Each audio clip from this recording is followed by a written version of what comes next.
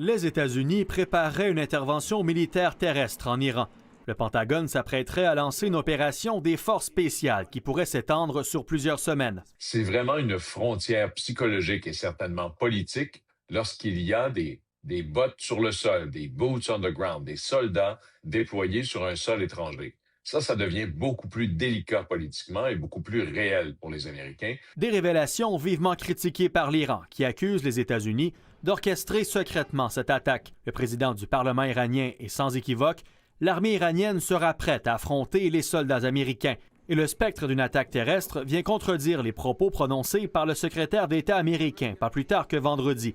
Marco Rubio assurait à ce moment que le conflit prendrait fin d'ici 2 semaines et qu'aucun déploiement au sol n'était prévu.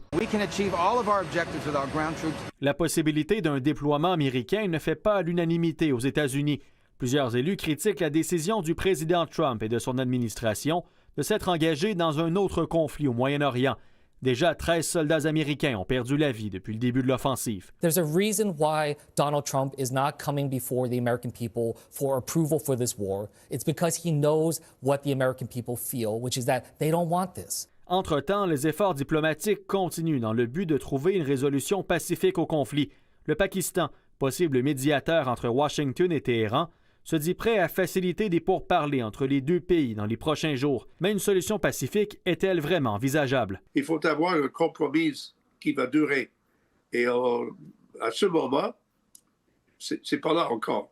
Est-ce que ça peut venir? Oui, mais ça va exiger des positions différentes de la part des deux parties, c'est-à-dire les États-Unis et aussi l'Iran. Sur la ligne de front, les tensions restent vives.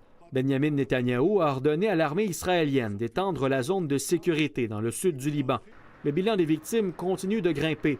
Plus de 1200 Libanais, dont 214 enfants, ont perdu la vie dans les frappes israéliennes, selon les données publiées dimanche par le ministère de la Santé du Liban. Étienne Malouin, TVA Nouvelles.